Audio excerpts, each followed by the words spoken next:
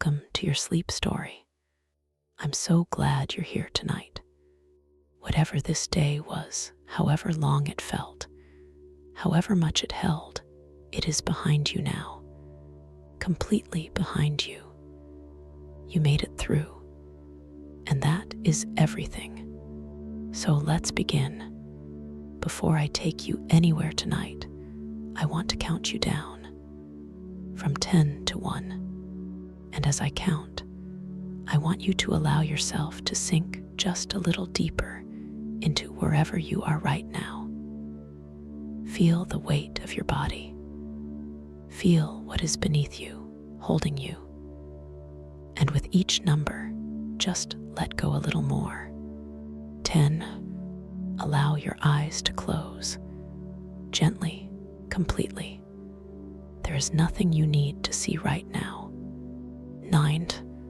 Feel your shoulders and let them drop as far as they want to go. 8.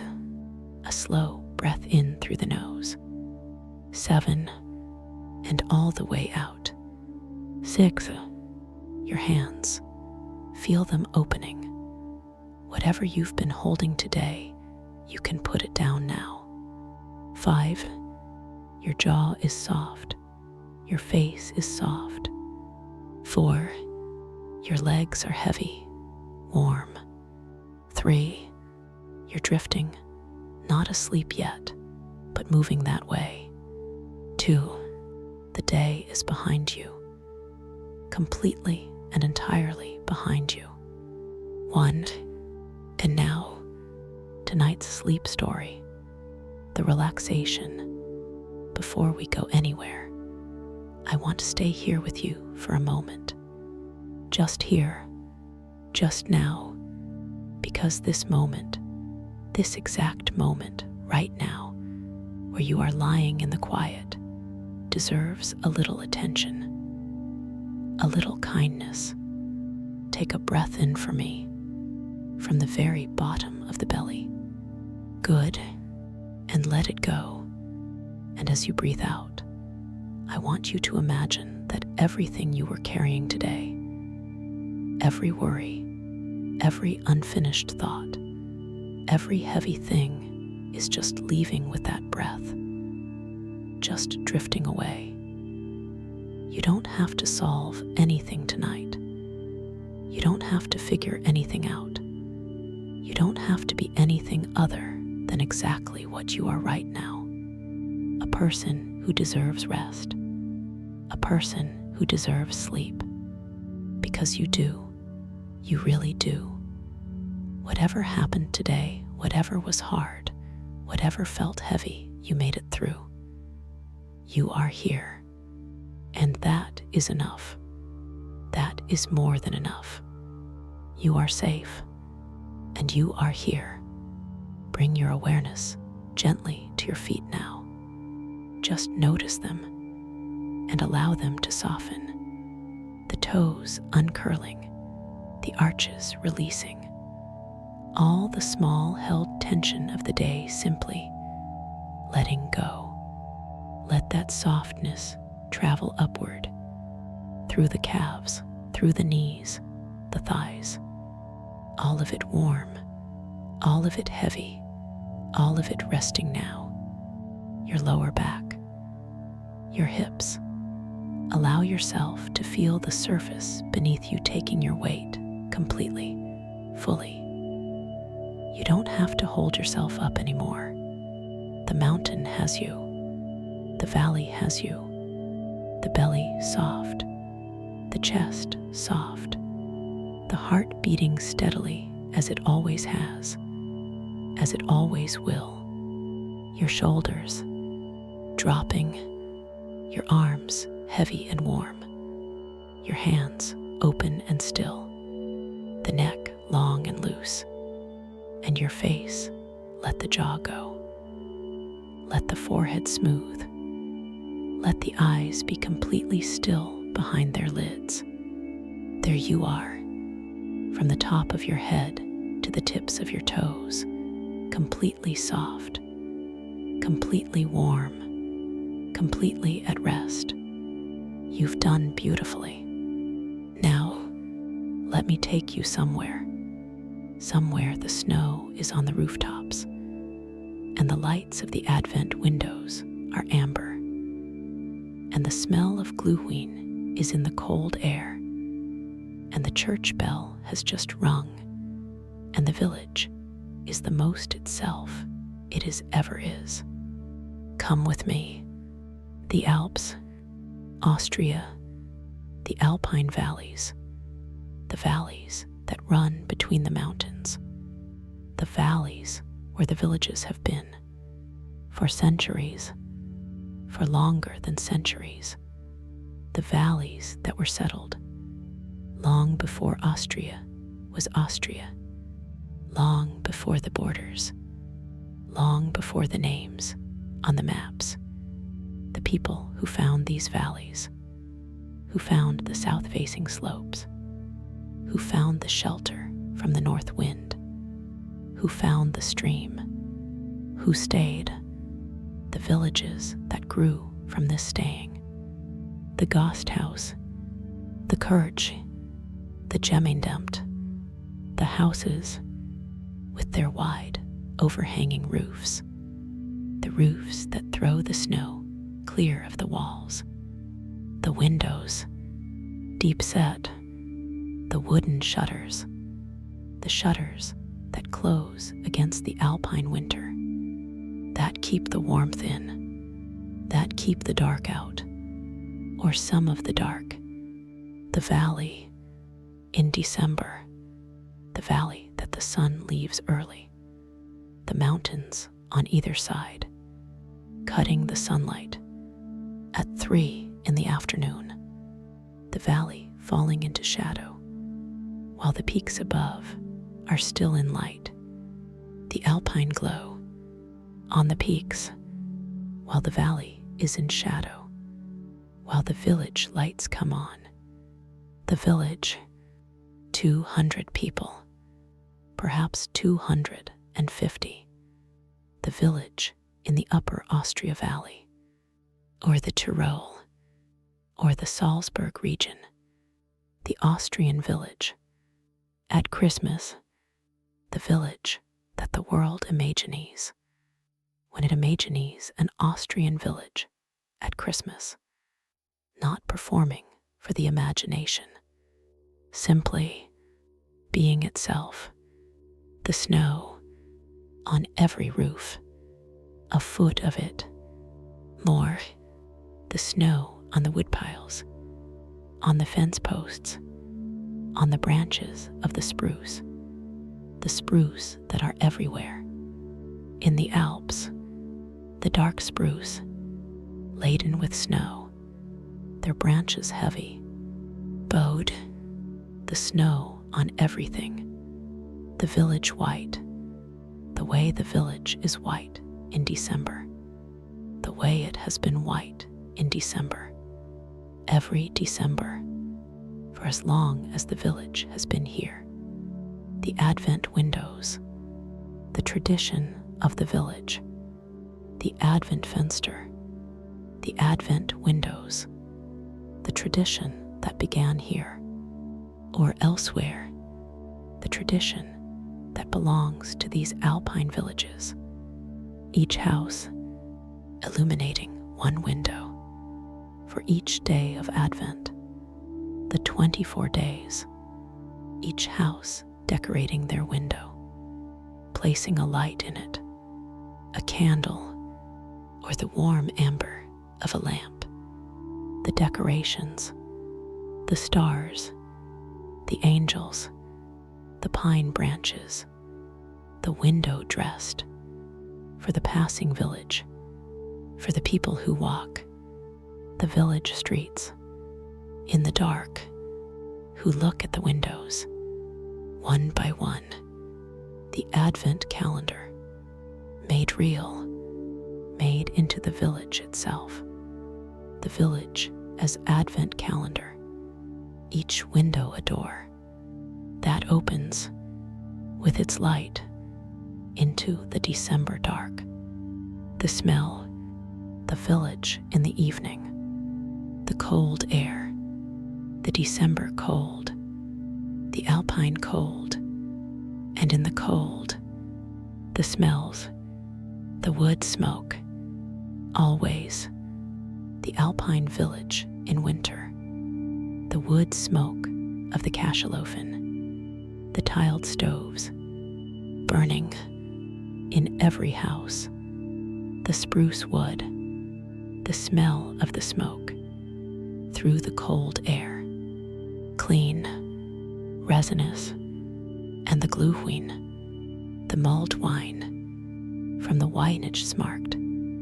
the small Christmas market in the village square, the spiced wine, the cinnamon, the clove, the star anise, the orange peel, the smell of glühwein, carrying in cold air, further than in warm, finding you from the market 2 streets away, the smell that is December in Austria, the smell that is the Alps at Christmas, and the pine boughs, cut from the forest, hung at the doors, in the windows, the Christmas pine, the resin of it, in the cold, the most vivid smell, the smell that cuts through all other smells, with its clarity. Anna, she is in the Gasthaus. Her name is Anna. She is 64. She has run the Gasthaus for 32 years. Before her, her mother. Before her mother, her grandmother, who came to this village from the next valley when she married. 3 generations of women running this Gasthaus on this square in this village. 90 years. The Gasthaus, the same building, the same stone walls, the same tiled stove, in the corner of the dining room, the same stove that Anna's grandmother loaded, that Anna's mother loaded, that Anna loads every evening in winter, the stove that makes the Gasthaus warm, the warmth that the guests come into, from the cold that takes their coats and their cold and gives back the warmth of the Kashelofen, the warmth of the mountain, the Gasthaus, the ground floor, the dining room, the bar, the kitchen behind, the tables, the checked tablecloths, red and white, the candles on the tables, burning, the Advent krantz, the Advent wreath, on the bar, the 4 candles of Advent, 3 lit tonight, the 4th candle for the last Sunday before Christmas, 3 candles, their light, soft, the Gasthaus in Advent, the way the Gasthaus has always been in Advent, in December, the way it has been every December, for 90 years, the smell of the kitchen, goulash, the Austrian beef stew, the paprika, the onion, the caraway, the smell that comes from the kitchen, into the dining room, into the cold air outside, through the door when it opens, the Gasthaus, working as it always works, in December, the Kashelofen, in the corner, the tiled stove, the Kashelofen, the tiled stove of the Austrian tradition, the same tradition as the Polish Kaflowy stove, related, the Central European tiled stove, that heats slowly, that holds its heat, that gives back For hours, the tiles, green, the dark green of the traditional Kashelofen. The tiles, some of them old, some replaced over the years, but the same stove, the same design, the same principle, loading the wood burning inside, the tiles absorbing, the tiles releasing, the slow, steady, completely reliable warmth of the Kashelofen. Anna loaded it at 4. The dining room warm. At 6. At 9. At midnight. Still warm. The warmth of the wood that burned at 4. Still present. Still giving. The Kashelofen, the most patient giver. The Christmas market. In the village square. The Weihnachtsmarkt. The Christmas market. 4 stalls. 5. Not the famous markets of Vienna. Not the famous markets of Salzburg. This, the village market. The stalls of the local people.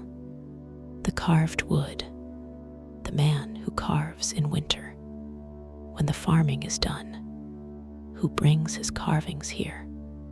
The wooden angels, the wooden crib figures, the nativity, carved, the local wood, the spruce, the linden, the stall with the glühwein, the mulled wine, the red wine, with the spices, simmering in the copper pot, the woman who tends it, stirring, the ladle, the cups, the warmth coming off the pot, visible, steam, in the cold air, the beeswax candles, another stall, beeswax, the smell of it, the warm honey smell of the beeswax candle, burning at the stall, the way Elias made candles, the same beeswax,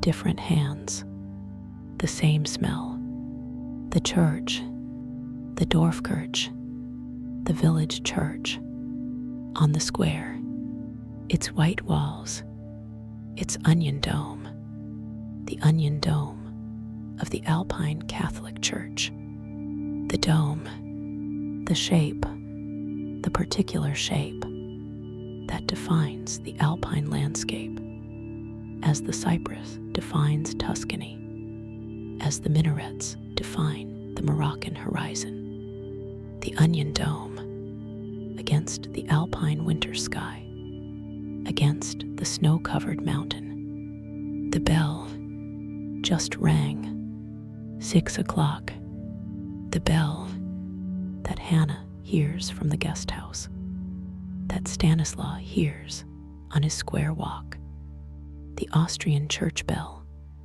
at 6 in the evening, the Angelus 3 times 3, the pause, then 9, the bell carrying across the village, across the snow, the bell that has rung every evening at 6 for as long as the church has had its bell. What Anna KNOWS. She knows the village, everyone in it, the family of every person, going back, the winter rhythm of the village, the rhythm that is different from the summer rhythm. The summer, the hikers, the walkers, the cyclists, the tourists who come up the valley, who fill the Gasthaus, who leave. The winter, the village itself, the village without the visitors, the village that is most itself. In December, in January, when the snow is deep, when the road is sometimes closed, when the valley is only the valley and the people who live in it. She knows the winter. She knows the signs. The cloud that means heavy snow tonight. The wind that means the road will be closed tomorrow. The sound the ghost house makes in different temperatures. The beams contracting in the deep cold. The particular crack that says it is very cold tonight. She knows these things the way all people know the place they have been in long enough. The evening guests, 3 tables. This evening, the farming couple from the next farm up the valley who come to the ghost house on Friday evenings. Always Friday, always the same table, the table by the window. They have been coming for as long as Anna can remember. Before that, they came to her mother, the Prost family, the farmer and his wife, their Friday evening at the ghost house, their table, the young couple from the village, recently married, their first December together, at the ghost house, at the table near the Kashelofen, the warmest table. Anna put them there, knowing, the way she always knows, which table for which guest. And the single man at the bar, the school teacher who eats at the bar, who reads, who has a glass of the local wine every evening, who is the village's most faithful regular. His book, his glass, his stool, his evening, the Gulasch. In the kitchen, Anna's goulash, the goulash that she makes, the way her mother made it, the way her grandmother made it. 3 generations of this goulash in this kitchen. The beef from the farm up the valley, the Prost farm, the same family that sits at the window table, whose beef is in the goulash that Anna is serving. The circle, the valley circle, the beef from here, cooked here, served here, to the family whose beef it was. The valley feeding itself, the way valleys always fed themselves, before the roads were good, before the trucks came. The valley, self-sufficient, still, in this kitchen, in this goulash, in this circle, the snow, outside, still falling, the snow that has been falling since afternoon, the light snow, the fine flake alpine snow, the snow that comes in the cold, when the air is dry and very cold, the small flakes, that drift, that pile on every surface, the advent fenster adding to each other, the lights of the windows, the snow in the lamplight, falling through the amber, the snowflakes, visible in the light, against the dark, the snow on the square, the market, the stalls, the snow accumulating on the gluhween pot, the woman who tends it, shaking the snow off her shoulders, the snow on the church roof, on the onion dome, on the grave markers in the small churchyard beside the church, the snow on everything, adding to everything, making everything more itself, the way snow makes everything more itself. The bench, more bench, the fence post, more fence post, the village, more village, the snow, clarifying, growing still. The ghost house is warm. The cachalofen is glowing. The candles are on the tables.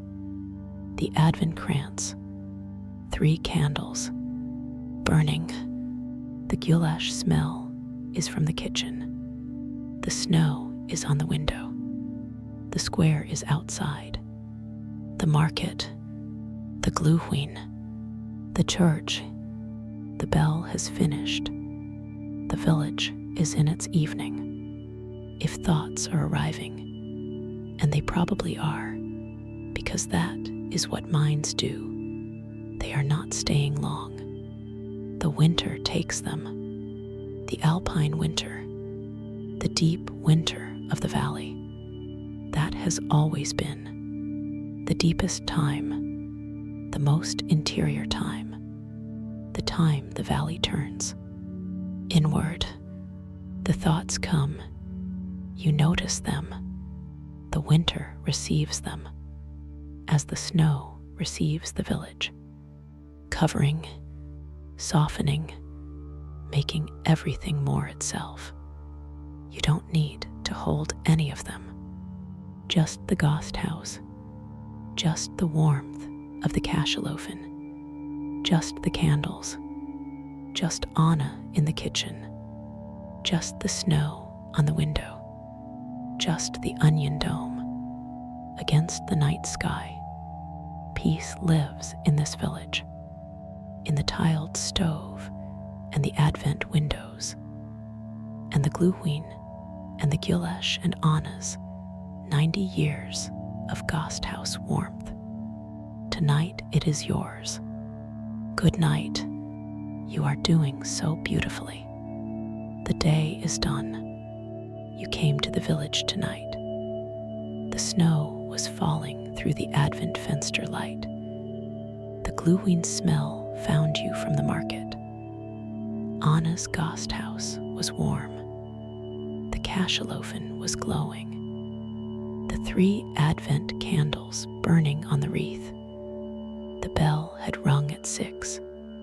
The village received you, as Austrian mountain villages receive people in December, with the snow and the warmth and the tiled stove and the mulled wine and the particular, ancient, completely sincere calm of a place that knows exactly what December is for.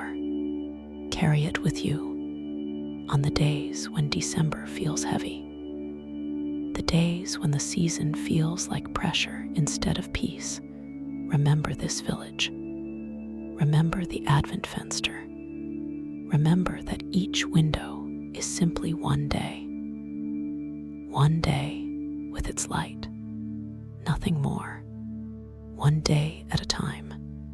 The light in the window, the warmth inside. You know the way here now, but tonight you are already here. The snow is on the rooftops. The stove is warm. The candles are burning. Sleep now, deeply, completely. You deserve every snow white, candle warm, glühwein scented, bell clear, alpine still moment of this rest. Every single one. Good night. Sleep well. The village through the night. The cachalofen through the night. The tiled stove through the night. The wood Anna loaded at 4. Still giving. The tiles still warm. The dining room after the guests have gone. The last guest. The school teacher, finishing his book, his wine, rising from his stool, pulling on his coat, going out into the snow, his footprints in the fresh snow, going down the lane, filling slowly with new snow, The ghost house quiet. Anna tidying the tables, the glasses, the last check of the stove. She adds one more piece of wood, the long burning piece that will hold through the night. She goes up to bed. The stove below, still glowing, still warm. The dining room, holding its warmth through the dark hours. The snow at night, the snow still falling through the night. The alpine snow, patient, unhurried. The small flakes, the dry cold snow, adding centimeter by centimeter to what is already there. The village deepening in white.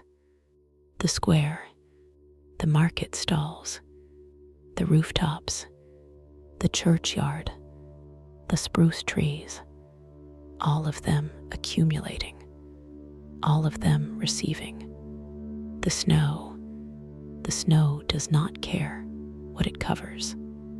The grave marker and the fence post, the Advent wreath on the bar, visible through the window, the onion dome, all the same to the snow, all of them simply here, being covered, being softened, being made more themselves. The Advent calendar, the 24th window, Christmas Eve, the last door, the tradition of the village, the Advent calendar made real. 24 windows, 24 days. Each day the village walks past the lit window, the window of the day. And tonight, the 23rd, the day before the last, one window still to come, the last house, the house at the end of the lane, the Mayer family, whose window is the last, who have saved the best for last, who have been preparing all December for this, the window dressed.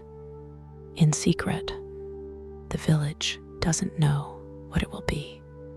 It never knows until Christmas Eve, when the Mayer family lights their window and the village walks by and sees what the last window holds, the tradition, the surprise, the last light, the church at night, the Dorfkirche at night, its white walls, the onion dome, the snow on the dome, rounding it further, making the onion shape more itself.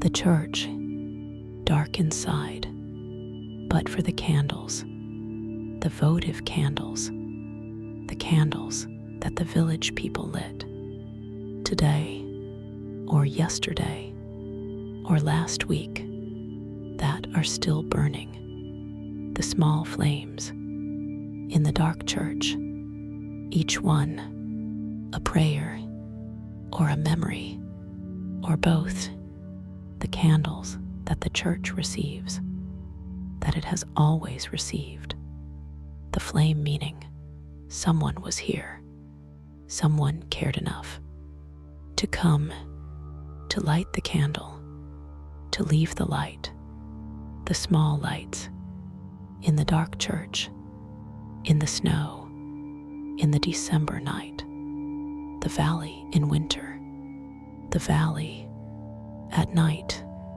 in December, the mountains on either side, invisible, in the cloud, in the snow, but there, the valley knowing they are there, the valley defined by them, the valley that is the space between them, the valley that exists because of them, the village in the valley, held between the mountains, the way the Polish town was held, the way the Berber village was held, the mountains holding, the snow falling, through the dark, the valley accumulating its winter, as it always accumulates its winter, as it has accumulated every winter, for as long as the mountains have been here, which is a very long time.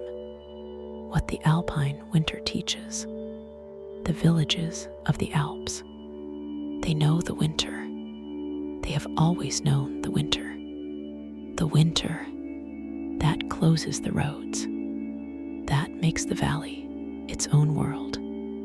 The Klosser, the enclosed time, the time of the interior, the dark months when the outside world recedes, when the valley turns inward, to itself, to the Gasthaus, to the church, to the tiled stove, to the neighbors, to the work that can be done indoors, the carving, the weaving, the making, the long evenings, the stories, the music, the Alpine winter, not a time to endure, a time to inhabit, differently, more inwardly, the villages that have always known this, that have made their culture from this inwardness, the Advent, the Christmas, the traditions that fill the dark with light, still nagged from this region, not this village, a nearby village, Oberndorf, near Salzburg, on Christmas Eve, 1818, a priest and an organist, Joseph Mauer, Franz Gruber, in a church in Oberndorf, the organ broken, the Christmas Eve service, without music. The priest had written the words.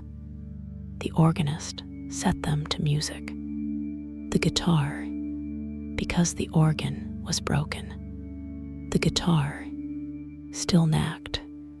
Silent Night, the carol that was born here, in these mountains, in the Austrian Alpine winter, in a small village church, in 1818, the carol that has been sung in every language, in every country, in every tradition that has a December, the carol from this place, from this winter, from the silence of the Alpine night, still here, in the church, in the village, in the snow, in the quiet.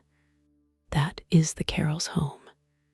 Anna's Christmas, Christmas Eve, the Gasthaus full, the Heilignacht, the Holy Night, when the families gather, when the village gathers, the Gulasch and the Tafelspitz, and the Kipferl, the almond Kipferl, the Christmas cookies that Anna bakes every year, starting in November.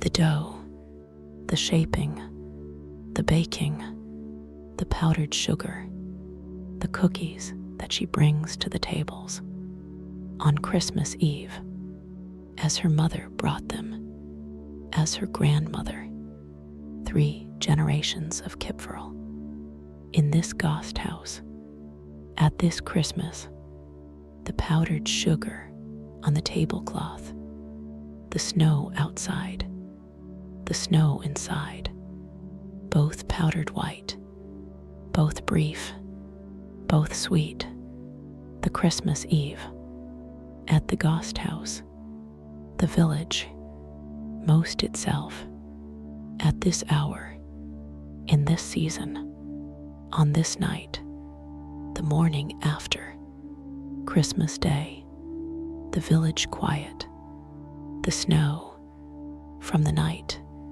deep, the deepest snow, the road closed, the valley, its own world. Anna does not open the Gasthaus on Christmas Day. She goes to the church for the morning service.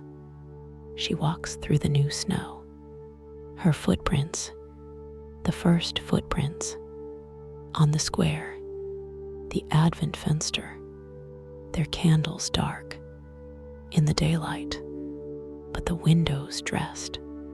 Still, the 24th window, the Mayer family window, visible, what they made for the village. She looks at it as she passes. She smiles. The service, the church, the candles, the choir, the carols, the village voices. In the church, together as they have always been together. In this church, on this morning, for as long as this church has had its Christmas, she comes out into the white, the mountains, visible today, the cloud lifted, the snow on the peaks, brilliant, the alpenglow of Christmas morning, the light finding the village.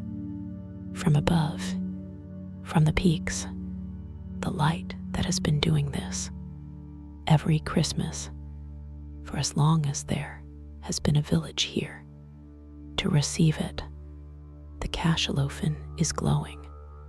The last wood, through the night, the Advent krantz, 3 candles, still burning. The snow is on the rooftops, the square, the market stalls, the church, the onion dome, the valley, holding the snow, the mountains, holding the valley.